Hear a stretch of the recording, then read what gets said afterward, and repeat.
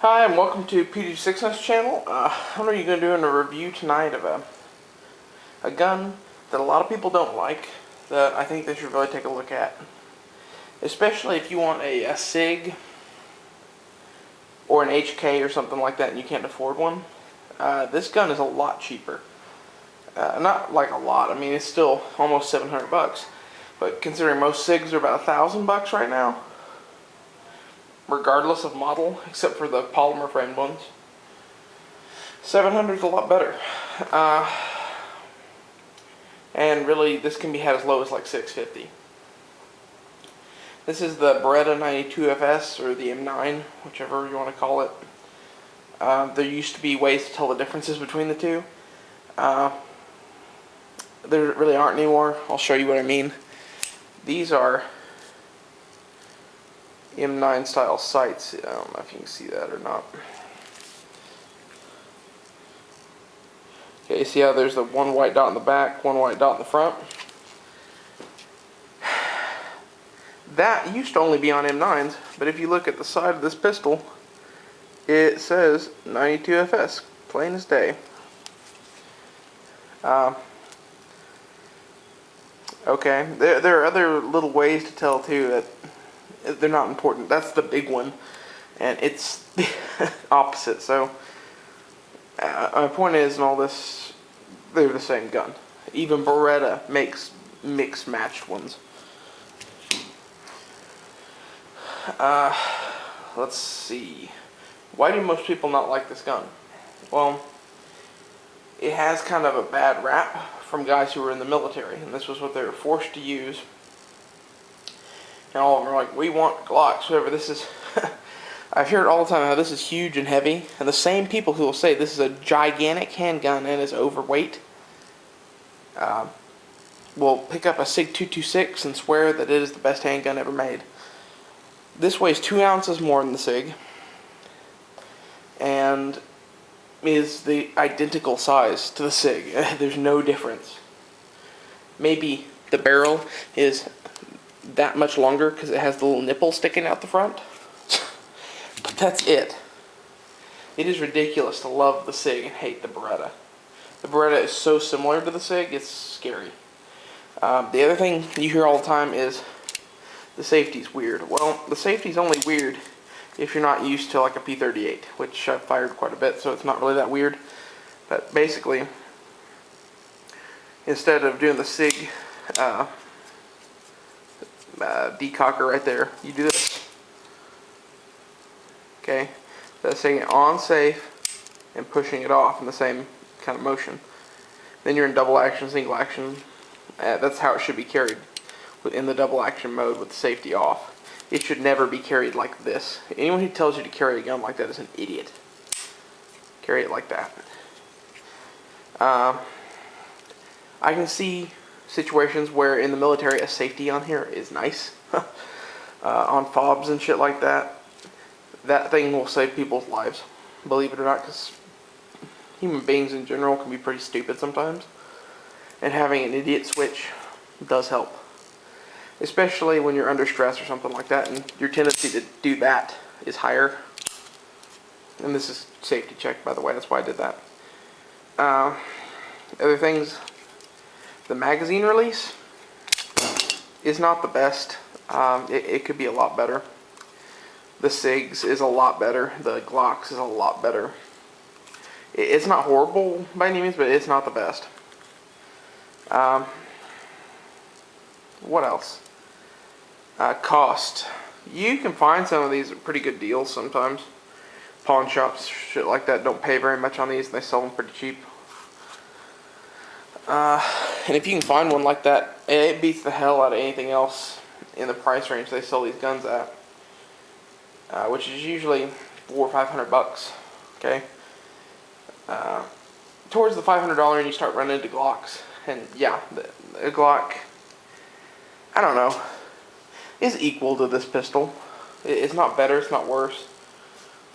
But for $400, this would be the best gun you could ever buy. And occasionally you see them like that. Not very often though. Other things people always bitch about are the magazines, because they think it makes it unreliable. Well, we'll get to reliability here in a little bit, but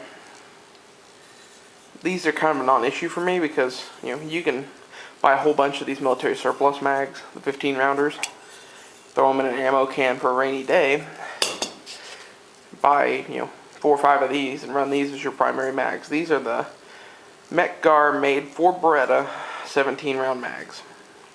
That says PB, Pieta Beretta, and all that right there, made in Italy. These are definitely Mech-Gar mags. Take it from someone who's owned a shitload of Mech-Gar mags. You can always tell that finish alone. No one else in the industry does that. Anyway, so the magazines are kind of a non-issue because these are fucking awesome and affordable too. They're like 25 bucks if you can find one. That's the only caveat on that. Most well-stocked gun shops and maybe Academy, you should be able to find some of those. That's a good thing about Beretta, is that their marketing thing is so great. Even places like Bass Pro Shops and Academy that don't have fucking Glock mags will have Beretta mags. They really try to be America's most popular handgun, but they really aren't. Now, reliability on this gun is great. As long as you are not in the water, this gun will shoot every fucking time. The water thing is the bad part about it. It's the reason the SEALs don't use it. It's the reason it gets a lot of flack. Because people are like, well, why did the SEALs not use it anymore? Well, it's because when you take this, dunk it in water, and pull it back out, you fire 5 times and it starts stovepiping. If you're going in and out of water a lot, that's a very bad thing. If you live in fucking, you know, Tucson or Missouri or fucking Texas, someplace like that, someplace away from fucking water, it's not an issue, guys. Unless you're going to be trudging through the shit a lot. It's just not as big of an issue as people make. Especially for like a home defense gun. Now, as far as like go to war gun, something like that, if you're really going to be out in the bush humping through some really, really nasty terrain with creeks and rivers and all sorts of shit, not the gun you want to take. Okay? Just, I'm going to say it flat out. I would take a Glock or a Smith & Wesson M&P or a SIG or an HK or something like that before I'd take this gun.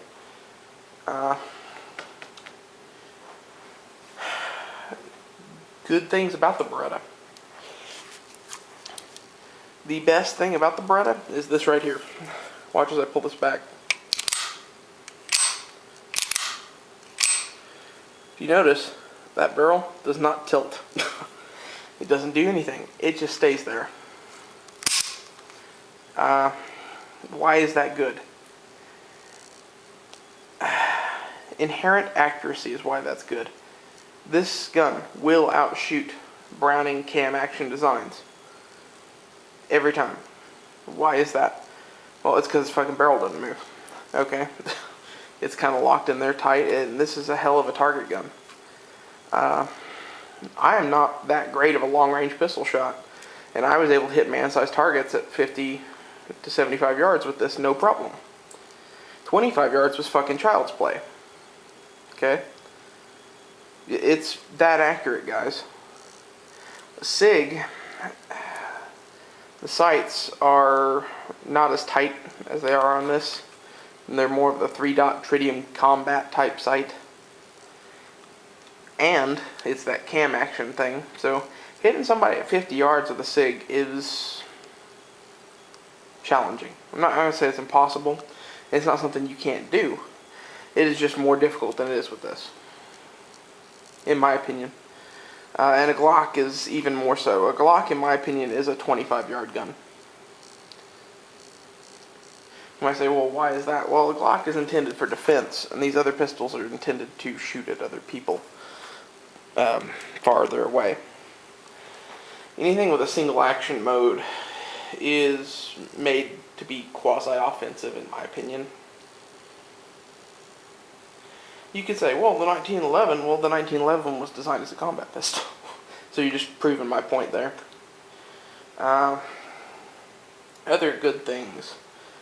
If you want to suppress a handgun, this is your bitch.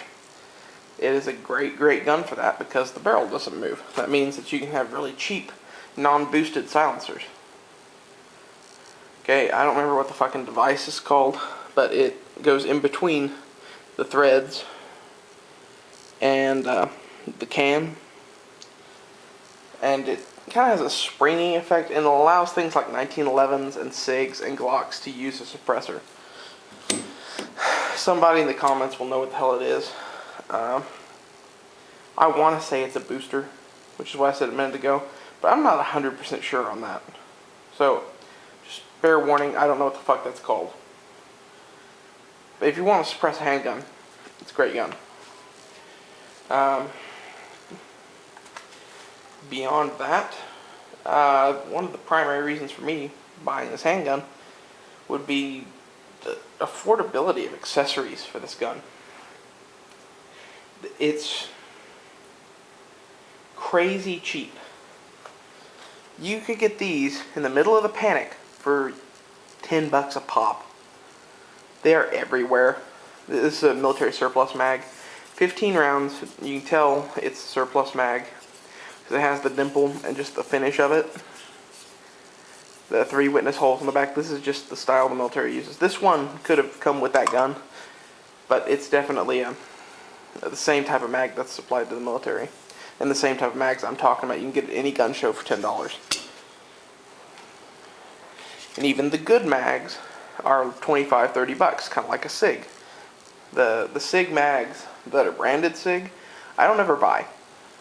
I buy these. So they're half the price and twice as good. Okay? Holsters. Some of the best holsters in the world are available for this gun, including this thing, which once you add one of these two, it's the snap system for it, is a great holster.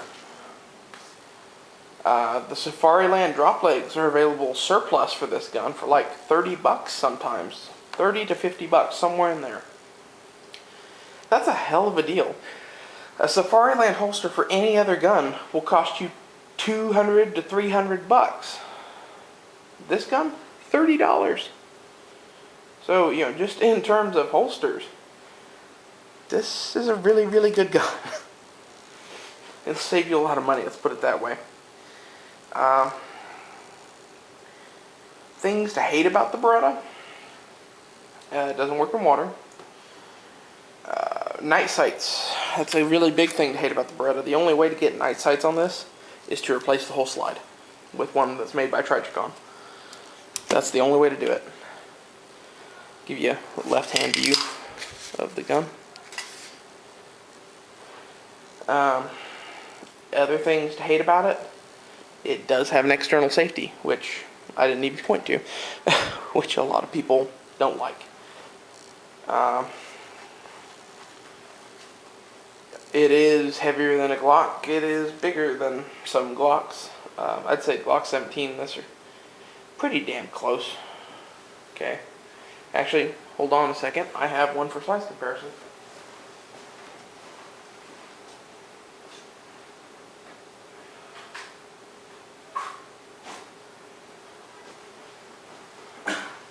It is not a real Glock 17, but this is the exact size and shape of a Glock 17. Notice anything? The fact that they're like fucking identical. Actually, I have one of those for the Beretta too. But, yeah, anyone who says, oh, it's so much tinier, it's not. It is, I don't know, about a third of the weight lighter. I don't really care, personally. I think the whole weight of your handgun thing is really overplayed when it comes to this size of gun. If you want to talk like tiny concealed carry pieces, ounces can make a difference. When it comes to these guns, no. Unless this was 16 ounces, and that's 34 ounces. Doesn't make a difference. But the Glock 26 is 17 ounces.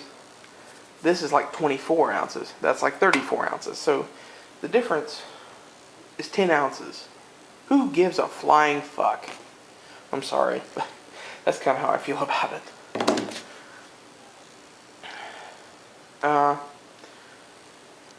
What else is there to hate about the Beretta? You might not like the double action, single action trigger system. I happen to like it. One of my favorite modes of operation, actually. It has grip screws. Those can get lost, need to be replaced. Not really an issue if you Loctite them. Not to mention an extra bag of screws is like $3. You just have some. When I had a 226, I had like 3 sets of grip screws for it. Yeah. And the ones that were on there were the Allen key ones that you could really fucking torque down, and they were Loctited.